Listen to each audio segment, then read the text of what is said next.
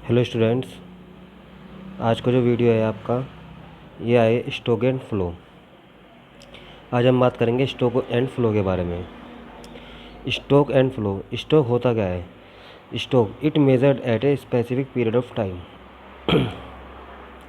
Stock जो है आपका ये मेज़र होगा at a specific period of time, यानी कि किसी पर्टिकुलर पीरियड में स्टोक जो है आपका ये मेज़र होगा किसी पर्टिकुलर पीरियड ऑफ टाइम में। और फ्लो फ्लो मेज़र होगा पीरियड ऑफ टाइम ख़त्म होने के बाद। स्टॉक जो है वो मेज़र होगा किसी particular point of time, specific period of time कह सकते हो आप, या फिर आप कह सकते हो particular period, particular point of time, particular point of time. देखिए कैसे आप समझोगे इस चीज़ को। वाटर इन ए रिवर, अगर नदी में पानी है, अब ये मैंने बनाया है, सपोज़ करो ये आपकी रिवर है और ये वाटर का फ्लो हो रहा है। वाटर का फ्लो ये मतलब आगे तक चलते रहेगा और आगे तक चलते रहेगा। या आप मेज़र कर सकते हो क्या? इस फ्लो को आप मेज़र कर सकते हो। ये फ्लो कभी मेज़र नहीं होगा, क्यों मेज़र नहीं होगा? क्योंकि इसका कोई भी बैरियर नहीं है। ये मेज़र कब हो सकता है? जब हम यहाँ पे और यहाँ पे दोनों तरफ बैरियर लगा दें, पानी रोक ले, जब जाके ये फ्लो हम मेज़र कर सकते हैं, अदरवाइज़ ये फ्लो मेज़र नहीं कर सकते। अब वाटर इन रिजर्वायर, एक बर्तन है आपका, बर्तन के अंदर आपने इतना पानी रख दिया, इसे आप जब मर्जी जब मेज़र कर लो, कोई दिक्कत नहीं है। यानी कि वाटर इन रिजर्वायर, अगर वाटर जो है रिजर्वायर में है आपका, तो आप इसे जब आपका मन चाहे जब आप इसे मेज़र कर सकते हो, क्योंकि ये आपका चेंज नहीं होगा। लेकिन ये जो वाटर है रिवर के अंदर, ये आपका चेंज होता रहेगा।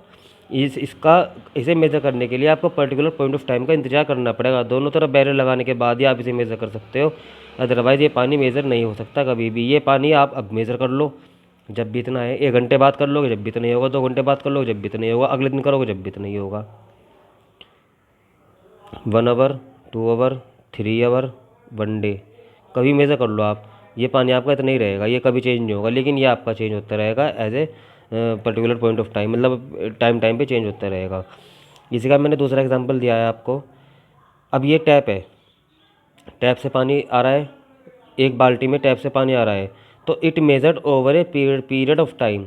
अभी जो टैप से पानी इसमें आ रहा है, बकेट में आ रहा है, तो इट मेज़र, हम इसे मेज़र कब कर सकते हैं? Over a period of time, किसी टाइम को ख़त्म होने के बाद, कोई टाइम ख़त्म होने के बाद ही हम इसे मेज़र कर सकते हैं। वो टाइम कौन सा है? वो टाइम है इस टैप का बंद होना। वो टाइम कौन सा है? इस टैप का बंद होना। जैसे ही ये टैप बंद हो जाएगी, वैसे ही हम बाल्टी में पड़ा हुआ पानी मेज़र कर सकते हैं। अब टैप चल रही है, अब मेज़र कैसे करेंगे? मैंने अब मेज़र करा, अब इतना हो गया, टैप तो चल रही, 10 मिनट बाद मेज़र करूँगा, ये पानी यहाँ तक भर जाएगा, फिर यहाँ तक मेज़र करना पड़ेगा, फिर 10 मिनट बाद ये पानी यहाँ तक भर जाएगा, और 10 मिनट बाद यहाँ तक भर जाएगा, और 10 मिनट बाद पानी नीचे निकलना शुरू हो जाएगा। तो मेज़र कब करें इसे? मेज़र तो हम कर नहीं सकते। तो इसे मेज़र करने के लिए मुझे क्या करना पड़ेगा? टैप बंद करनी पड़ेगी। टैप बंद करने वाला सिस्टम क्या है कि ओवर ओवर मतलब ख़त्म होना। एक टाइम ख़त्म होने के बाद हम इसमें पानी को मेज़र कर सकते हैं। एक टाइम ख़त्म होने के बाद हम इसमें मेज़र कर सकते हैं, पानी को जब मेज़र कर सकते हैं एक टाइम ख़त्म होने के बाद। यानी कि टाइम कौन सा ख़त्म होगा? जब हम इस टैप को बंद कर देंगे। टैप जैसे टैप बंद होगी वैसे हम पानी को मेज़र कर सकते हैं। टैप चलते टाइम हम पानी को मेज़र नहीं कर सकते। इसलिए मैंने लिखा है यहाँ पे, it measured over a period of time because when tap open we can not measure water. जब तक टैप खुली रहेगी जब तक हम मेज़र नहीं कर सकते। जैसे ही टैप बंद हो जाएगी हम वाटर को मेज़र कर लेंगे। अब exam it measure van ever need, इसे जब मर्जी जब हम मेज़र कर सकते हैं। मैंने बताया 1 घंटे बाद, 2 घंटे बाद, 3 घंटे बाद, 1 दिन बाद, जब मर्जी मेज़र कर लो। Any time we want to measure it, कभी किसी भी समय हम इसे मेज़र कर सकते हैं। जैसे कि एक दूसरा एग्जांपल लिखा है मैंने यहाँ पे, दिल्ली और आगरा। दिल्ली और आगरा के बीच की जो दूरी है वो है 120 किलोमीटर की। दिल्ली और आगरा के बीच की जो दूरी है वो 120 किलोमीटर की है। यानी कि दिल्ली और आगरा के बीच की दूरी कितनी है? 120 किलोमीटर की। आप इसे आज मेज़र कर लो, कल मेज़र कर लो, 1 दिन बाद मेज़र कर लो, 10 दिन बाद मेज़र कर लो, 1 साल बाद मेज़र कर लो। ये डिस्टेंस चेंज हो जाएगी क्या? नहीं हो सकती। तो यानी कि ये आपकी फ़िक्स रहेगी। तो जो चीज़ आपकी फ़िक्स रहेगी आप इसे कभी मेज़र कर लो, इट डज़ नॉट चेंज, वो चेंज नहीं होगी। दिल्ली और आगरा के बीच की दूरी उतनी ही रहेगी। तो दिल्ली और आगरा के बीच की जो दूरी है वो आपकी किसके अंदर आएगी? स्टॉक के अंदर। मैंने यहाँ पे लिख दे रहा, ये तो है आपका फ्लो और ये है आपका स्टॉक, STOC के स्टॉक। STOCK stock. तो distance measured at any time that is the stock. इसमें हमें किसी भी टाइम की ज़रूरत नहीं है। लेकिन अगर हम स्पीड, अब दिल्ली और आगरा के बीच की स्पीड में लिख रहा है 80 किलोमीटर प्रति आवर की है, तो स्पीड हम मेजर कर सकते हैं क्या? स्पीड तो कभी 80 होगी, कभी 90 होगी, कभी 80 होगी, कभी 90 होगी, कभी 70 होगी, कभी 60 होगी, कभी 100 भी होगी। तो इसे मेज़र कर सकते हैं क्या? नहीं कर सकते। मेज़र हम कब कर सकते हैं? जब हम आगरा पहुंच जाएंगे। दिल्ली से जब आगरा पहुंच जाएंगे, आगरा पहुंचने का मतलब क्या हो गया? Over, over a period of time, एक टाइम समाप्त हो गया। टाइम कौन सा है? आगरा पहुंचने का। जैसे हम आगरा पहुंच जाएंगे वैसे हम स्पीड को मेज़र कर लेंगे, भाई हमें इतनी इतनी स्पीड में हम आए, उससे मेज़र कर सकते हैं। तो speed not measure at any time, कभी भी किसी भी समय स्पीड मेजर नहीं हो सकती। स्पीड में it measured after the completion of speed, after the completion of speed, यानी कि जब स्पीड खत्म हो जाएगी, जब स्पीड कंप्लीट हो जाएगी, जब हम उसे मेजर कर सकते हैं। After after after reach Agra, या ऐसे लिख सकते हैं। जैसे ही मैं आगरा पहुंच जाऊंगा वैसे हम स्पीड को मेज़र कर सकता हूँ। तो मतलब कहने का मतलब ये है कि फ्लो और स्टॉक, फ्लो को मेज़र करेंगे किसी पर्टिकुलर पीरियड ऑफ टाइम को ख़त्म होने के बाद मेज़र होगा, लेकिन जो स्टॉक होगा वो हम जब मर्जी कर सकते हैं, मेज़र कर सकते हैं। एग्जांपल, गोडाउन में राइस है, गोडाउन में राइस है, राइस की 100 बैग हैं, 100 बैग हैं राइस के, गोडाउन के अंदर 100 बैग है राइस के। तो गोडाउन में राइस के 100 बैग हैं, तो ये हम जब मर्जी मेज़र कर लो 100 ही बैग मिलेंगे, आज कर लो, कल कर लो, परसों कर लो, जो 100 ही बैग मिलेंगे। लेकिन अगर हम राइस की सेल करते हैं तो हम उसे मेज़र नहीं कर सकते, क्योंकि हम सुबह से लेकर शाम तक हम राइस की सेल कर रहे हैं। अब हमें क्या पता कि राइस कितना है? राइस को मेज़र कब करेंगे? जब राइस हमारा ख़त्म हो जाएगा, मतलब जब सेल पूरी हो जाएगी। भाई मॉर्निंग से सेल कर रहे हैं हम, और इवनिंग तक सेल करेंगे हम, इवनिंग तक। अब मॉर्निंग से इवनिंग तक की सेल करेंगे हम, तो टाइम कौन सा? हम सेल को मेज़र कब करेंगे? जब इवनिंग की सेल खत्म हो जाएगी, यानी पूरे दिन की सेल खत्म होने के बाद हम मेज़र करेंगे सेल कितनी हुई पर्टिकुलर। भाई मॉर्निंग में हमने 10 बजे सेल कर दी, तो हम जब भी मेज़र थोड़ी कर सकते हैं, क्योंकि सेल तो पूरे दिन होगी। अब 10 बजे सेल कर दी, फिर 11 बजे हुई, फिर 11:30 बजे हुई, फिर 11:45 बजे हुई, फिर 1 बजे हुई, तो हम पूरे दिन की सेल को मेज़र कब करेंगे? टाइम खत्म होने के बाद। टाइम कौन सा है? इवनिंग, जब शाम हो जाएगी, शाम होने के बाद हम उस सेल को मेज़र करेंगे। Is that clear? ऐसे ही population of a country, population जब मर्जी आप मेज़र कर लो, कोई इशू नहीं है, ये आपका स्टॉक कहलाएगा। और number of birth, number of birth का मतलब क्या होगा? जब बर्थ पूरी हो जाएगी, यानी कि आफ्टर सेंसस, यानी कि 1 ईयर का सेंसस होगा, यानी कि एक साल में जितने बच्चों का जन्म हुआ उसके बाद हम नंबर ऑफ बर्थ कैलकुलेट करेंगे। तो एक साल क्या हो गया? टाइम पीरियड हो गया। 1 ईयर क्या हो गया आपका? टाइम पीरियड हो गया। तो टाइम पीरियड कंप्लीट होने के बाद ही हम मेज़र करेंगे बर्थ को।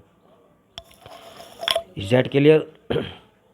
अब कुछ मैंने ये दिया है आपको, इसमें आपको बताना है कि स्टॉक है या फ्लो है। मैं पढ़ दे रहा हूँ, आपको बताना मुझे।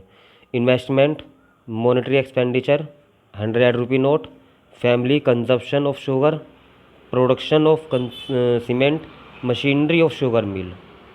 आपको बताना है कि इसमें फ्लो कौन सा है और शुगर कौन सा है। मैं इसका आंसर आपको कल बताऊँगा। Next, this is the important topic, 4 sector of economy. हमारी इकोनॉमी के अंदर 4 तरह के सेक्टर होते हैं। हमारी इकोनॉमी के अंदर 4 तरह के सेक्टर होते हैं। सबसे पहला household sector, producer sector, government sector और external sector. Household sector तो हम सब हो गया, हम सब जो हाउस में रहते हैं हम सब तो हाउस होल्ड सेक्टर के अंदर आएंगे। We all of us include we all of us include in household sector, हम सब जो है इंक्लूड हैं हाउस होल्ड सेक्टर के अंदर। तो include consumer of goods and service, हमारे यहाँ इंक्लूड क्या होंगी? गुड्स एंड सर्विस इंक्लूड होंगी। और owner of factor of production, यानी कि जो फैक्टर ऑफ प्रोडक्शन होगा उसका ओनर हम होंगे। फैक्टर ऑफ प्रोडक्शन में आपको अगली वीडियो में बताऊंगा कौन होते हैं। फिलहाल आप बस जानना कि हाउस होल्ड सेक्टर होगा जिसके अंदर कंज्यूमर होंगे और गुड्स एंड सर्विस को हम कंज्यूम करेंगे। Then producer sector, producer sector कौन से होंगे? इंक्लूड ऑल प्रोड्यूसिंग यूनिट, इसके अंदर सारी प्रोड्यूस करने वाली यूनिट्स आएंगी। प्रोड्यूसर सेक्टर के अंदर सारी प्रोड्यूस करने वाली यूनिट्स आएंगी। और प्रोडक्शन होगा इसमें गुड्स एंड सर्विस का, गुड्स एंड सर्विस हम प्रोड्यूस करेंगे। प्रोड्यूसर सेक्टर के अंदर गुड्स एंड सर्विस को प्रोड्यूस करा जाएगा और हाउस होल्ड सेक्टर के अंदर गुड्स एंड सर्विस को कंज्यूम किया जाएगा। ध्यान रखना, मैं अभी लिख दे रहा हूँ, हाउस होल्ड और producer, goods and service consume,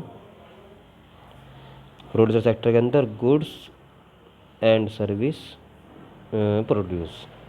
याद रखना कि इसके अंदर गुड्स एंड सर्विस कंज्यूम होगी, उसके अंदर गुड्स एंड सर्विस प्रोड्यूस होगी। ठीक हो गया, दोनों बात समझ गए। इसके बारे में कल बात करूंगा मैं और ज़्यादा। फर्म हायर फैक्ट्री प्रोडक्शन, इसमें फर्म जो है फैक्ट्री प्रोडक्शन को हायर करेगी। इसके बाद है गवर्नमेंट सेक्टर। गवर्नमेंट सेक्टर के अंदर क्या होगा, government as a welfare agency. Government जो है वेलफेयर एजेंसी है। वेलफेयर का मतलब होता है जो सामाजिक विकास करती है। वेलफेयर एजेंसी मतलब जो सामाजिक विकास करेगी, यानी गवर्नमेंट जो है सामाजिक विकास करती है। सामाजिक विकास का मतलब हो गया जो स्टूडेंट्स है, जो गवर्नमेंट स्कूल है, उनके लिए मिड डे मील चलाती है। मिड डे मील चलाना, डिफेंस गुड्स बनाना, जो हमारी प्रोडक्शन करते हैं defence goods. Defence goods, law and order इसके अंदर आएगा, law and order. Is that clear. इसके बाद एक्सटर्नल सेक्टर। एक्सटर्नल सेक्टर के अंदर हम बात करेंगे include all activities related to export and import, यानी कि एक्सपोर्ट इम्पोर्ट, यहाँ से माल बाहर भेजना और बाहर से माल यहाँ मंगाना, that is the external sector. वो हमारे इंडिया से बाहर का हो गया। एक्सपोर्ट आप सभी जानते हैं, एक्सपोर्ट यहाँ से माल बाहर भेजना, इम्पोर्ट बाहर से माल यहाँ पे आना, यानी कि मतलब यही है कि एक्सपोर्ट मतलब यहाँ से बाहर भेजना और इम्पोर्ट वहाँ से अंदर आना। तो फ्लो ऑफ कैपिटल, जब एक्सपोर्ट इम्पोर्ट होगा तो कैपिटल का फ्लो होगा, मनी यानी कि मनी का फ्लो होगा, पैसा आएगा जाएगा। तो डोमेस्टिक इकोनॉमी यानी कि इंडिया, इंडिया से अमेरिका, इंडिया से अमेरिका, अमेरिका से इंडिया, अमेरिका हो, रशिया हो, जापान हो, कुछ भी हो, रेस्ट ऑफ द वर्ल्ड का मतलब हो गया इंडिया को छोड़ के बाकी सारे संसार। रेस्ट ऑफ द वर्ल्ड का मतलब होता है इंडिया को छोड़ के बाकी सब जो देश है, रेस्ट ऑफ द वर्ल्ड यानी कि इंडिया। इंडिया के बाद जो भी संसार में देश बचे वो सारे रेस्ट ऑफ द वर्ल्ड आ जाएंगे। इंडिया को छोड़ के संसार में जो भी देश बचेंगे वो आपके रेस्ट ऑफ द वर्ल्ड के अंदर आएंगे। ठीक है भाई, थैंक यू।